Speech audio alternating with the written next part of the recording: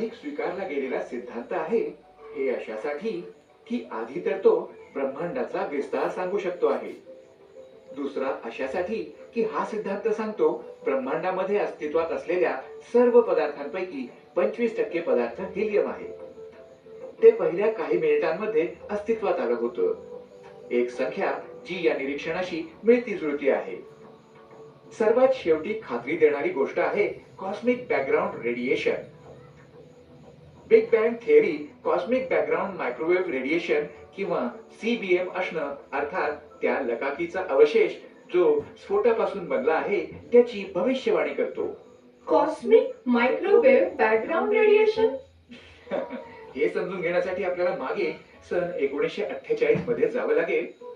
George गॅमॉग यांनी अंदाज व्यक्त केला की बिग बँग नंतर आतापर्यंत सर्व दिशांमध्ये तापमान 3 डिग्री केल्विन खाली आलं असेल.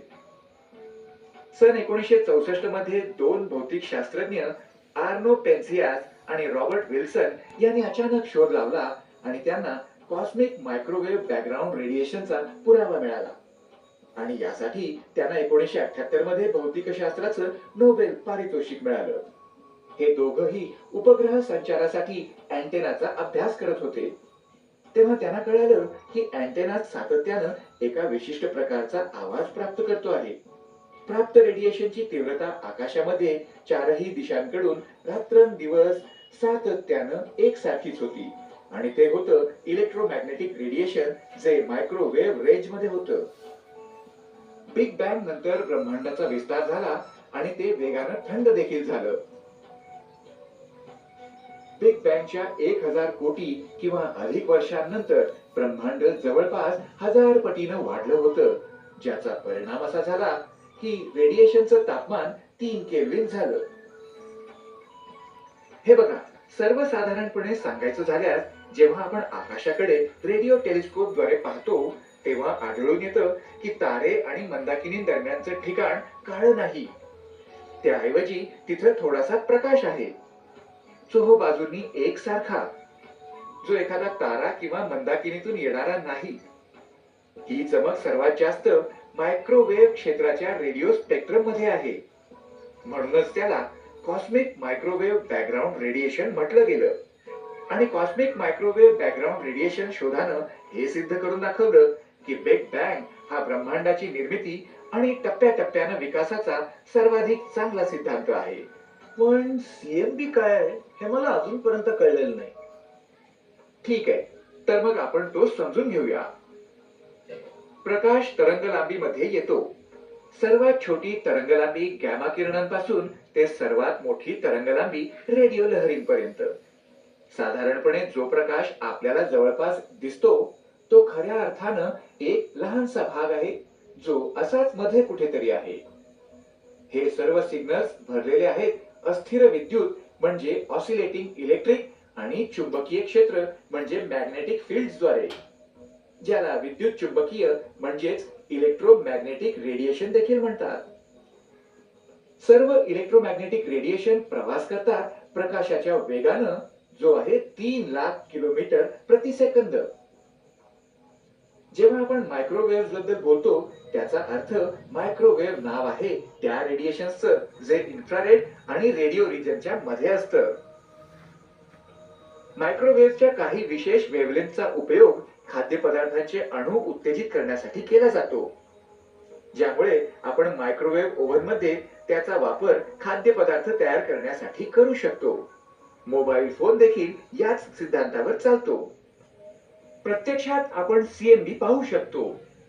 जेव्हा आपला टेलिव्हिजन 2 चॅनल्स मध्ये आपण ट्यून करता तेव्हा पडद्यावर दिसणारं बर्फ पडण्याचं म्हणजे हिमपातासारखं दृश्य आवाज आहे जो मायक्रोवेव्ह मुळे होतो.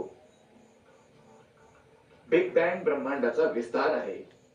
हा विस्तार सातत्यानं होतो आहे आणि याचा वेगही सातत्यानं वाढतो आहे. जर हाच वेग राहिला तर शास्त्रज्ञांच्या मते 2 स्थिती निर्माण होऊ शकतील. या स्थिती समजून घेण्यासाठी आपण एक प्रयोग पाहूया. जर आपण एक चेंडू वरच्या दिशेनं फेकला तर तो जसजसा वर जातो गुरुत्वाकर्षण बलामुळे त्या चेंडूची गती कमी होत जाते. मग एक क्षण असा येतो जेव्हा त्या चेंडूची गती शून्य होते आणि मग तो खाली येऊ लागतो. खाली येता येता चेंडूची गती पुन्हा वाढते. जर आपण तो चेंडू पुन्हा वर फेकला तर हा प्रकार दुसऱ्यांदा पुन्हा होईल. अशाच प्रकारे ब्रह्मांडाचा वेगवान विस्तार ग्रॅव्हिटेशनल फोर्सच्या कारणामुळे हळूहळू कमी होऊ शकतो आणि मग त्याचं आकर्षण सुरू होऊ शकतं, जोपर्यंत संपूर्ण ब्रह्मांड एका बिंदूमध्ये मावत नाही. पुन्हा कदाचित बिग बँगची पुनरावृत्ती होईल आणि ब्रह्मांड पुन्हा विस्तारू लागेल. असंही होऊ शकतं की ब्रह्मांडाचं अशा प्रकारे विस्तारणं आणि आकर्षणं सातत्यानं सुरू राहील. दुसरा प्रकार असाही होऊ शकतो की काळ आणि ग्रॅव्हिटेशनल फोर्स म्हणजेच गुरुत्वाकर्षणामुळे ब्रह्मांडाच्या विस्ताराचा वेग कमी होत जाईल, पण विस्तार मात्र तरीही होतच राहील. अशात गॅलेक्सी आणि इतर खगोलीय पिंड एकमेकांपासून एवढे दूर जातील की आकाश आपल्याला फक्त काळं आणि रिकामं दिसू लागेल.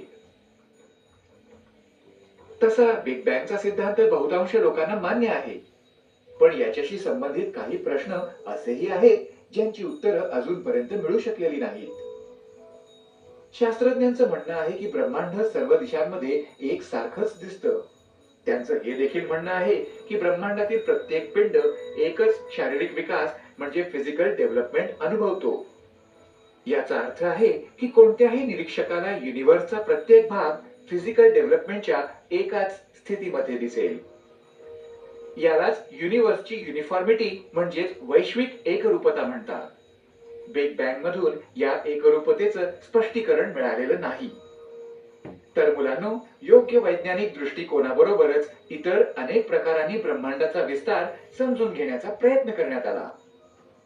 बिग बँग थिअरीमध्ये राहिलेली त्रुटी भरून काढण्यासाठीचा एक प्रयत्न 1948 मध्ये हेरमन बॉन्डी, थॉमस गोल्ड आणि फ्रेड हॉईल यांनी एकमताने केला, ज्याला स्टेडी स्टेट थिअरी असं नाव देण्यात आलं. हा खगोलीय सिद्धांत ब्रह्मांडाच्या निर्मितीबद्दल सांगतो की ब्रह्मांडाचं अस्तित्व नेहमीच राहिलं आहे आणि जसं ते आपल्याला आता दिसत आहे तसंच भविष्यातही दिसत राहील.